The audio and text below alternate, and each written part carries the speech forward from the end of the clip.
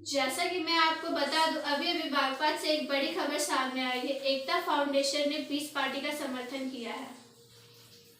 16 जनवरी को बागपत में piece party की मीटिंग हुई, जिसमें प्रदेश अध्यक्ष संजय गुर्जर जी, पश्चिम प्रदेश अध्यक्ष शिवराज सिंह पवार, किसान मोर्चा के प्रदेश अध्यक्ष जगवीर सिंह सांगवान का आगमन हुआ और यहां आकर उन्होंने पार्टी की कार्यकारिणी की समीक्षा और अरविंद बैसला जी, बबुल बैसला जी और राशिद अब्बासी, डॉक्टर दानिश पार्टी को सदस्यता दिलाई, जिसमें युवा शक्ति एकता फाउंडेशन ने पीस पार्टी का समर्थन किया। मुख्य अतिथि रहे संजय गुर्जर जी, प्रदेश अध्यक्ष पीस पार्टी और किसान मोर्चा के प्रदेश अध्यक्ष जगवीर सिंह सांगवान ने मीडिया के माध्यम से सरकार से मांग की सरकार किसानों के हितों में और उनके बिल पर सही फैसला ले, अन्यथा सरकार को इसका बहुत बड़ा नुकसान हो सकता है। सरकार किसानों के लिए मसले हो या आंदोलन को बिल्कुल भी इग्नोर नहीं कर सकती, अन्यथा सरकार के हित में अच्छा नहीं होगा।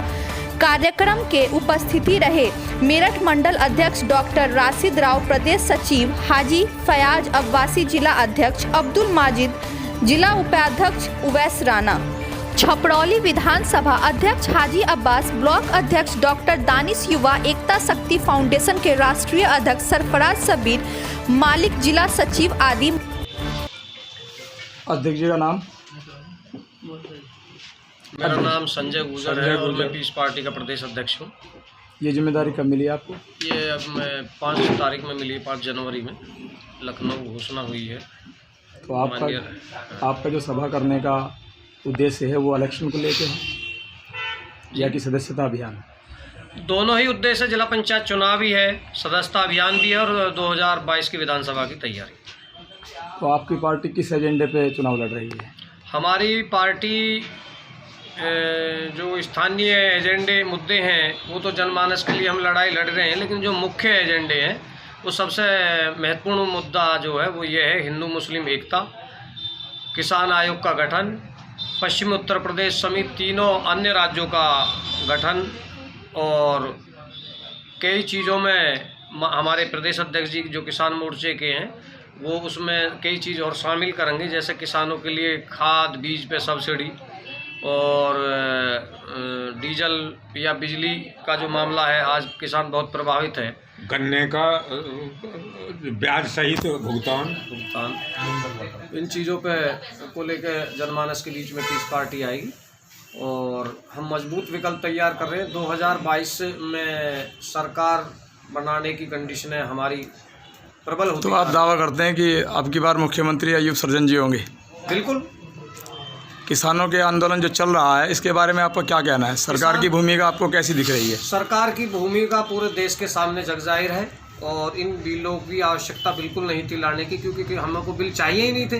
किसान और चीज़ों पर आप बिल लेकर आए थे, उन्हें लेकर आए, किसानों के लिए बिल लाने की आवश्यकता क्या थी? मैंने कहा है संसद भवन के लिए जो पैसा अलॉट हो रहा है उसके लिए उन्होंने सुप्रीम कोर्ट ने परमिशन दे दी है। कोरोना काल के बाद में आप बिल लेकर आ रहे हो, इन बिलों की आवश्यकता क्या थी? जब आप बागपत का किसान मंडी अनाज लेके जाता है, वहाँ 2% आड़त देता है, उसका व्यापारी जिस व्यापारी को माल बेचता है वो GST देता है, तो फिर उस सरकार को वहाँ लाभ पहुँच रहा है। तो सरकार को आवश्यकता क्या थी? जब पूरा देश त्राही त्राही हो रही है, पूरे देश में सब लोग चारों तरफ से बेरोजगारी, 60-70 करोड़ लोग बेरोजगार हो गए, देश की जो कंडीशन है वो बिल्कुल कमज़ोर। अभी हमारे अध्यक्ष जी ने बताया कि 40,000 करोड़ रुपए का लोन सरकार खाए बैठी है। तो ऐसे बिलों की लाने की आवश्यकता क्या थी? सरकार की नीतियां पूरी तरह से देश विरोधी हैं और पूरी सरकार को गुजरात लॉबी चला रही है। गुजरात का IAS जो नौकरशाह है वो नौकरशाह नहीं है, वो व्यापारी जाता है, इसलिए वो देश के प्रधानमंत्री भी गुजरात के हैं। आपस में एक उनका गठबंधन हो चुका है, क्योंकि वो पूरे देश के हर मामले को निजीकरण की स्थिति में लेकर ला के खड़ा कर दिया और हर चीज़ को वे व्यापारिक दृष्टिकोण से देख रहे हैं। तो ये अब चलने वाला नहीं है। किसानों की लड़ाई में पीस पार्टी बहुत मजबूती के साथ में अग्रणी रही है, आगे भी रहेगी और हम लोगों से जैसा उनका समर्थन बनना हम लोग उनका समर्थन कर रहे हैं। तो जैसे कि किसान प्रताड़ित हो रहा है आंदोलन के चलते, इसके लिए आप माननीय प्रधानमंत्री मोदी जी के लिए क्या कहेंगे? ये कहेंगे कि ये जल्दी से जल्दी ये काले कानून वापस ले लें। जो काले कानून ये किसानों के लिए नहीं बने, बल्कि आपने अडानी अंबानी जैसे कारपोरेट कंपनियों के लिए बनाए हैं। और किसान इस समय जबकि वो कोरोना काल में जब लॉकडाउन था तब तो देश के लिए अन्न पैदा करने के लिए उठाने के लिए खेतों में लगे हुआ था। अध्यक्ष जी आप क्या कहेंगे?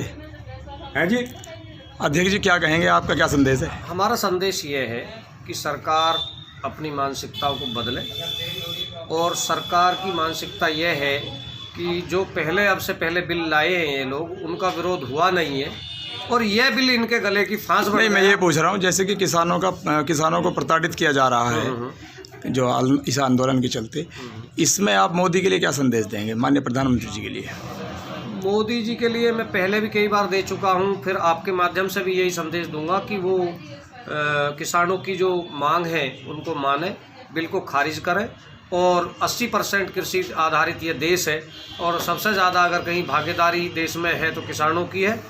उनके घरों की जो चूल्हा है वो उद्योगपतियों से चलता है, लेकिन इस देश की जनता का जो है चूल्हा जो जलता है वो किसानों से जलता है। जो लोग किसानों के द्वारा उत्पन्न अन्न को खा रहे हैं उनका चूल्हा किसान जलाता है। तो इसलिए किसानों के साथ में हठधर्मी छोड़ते हुए बिल को कैंसिल करें।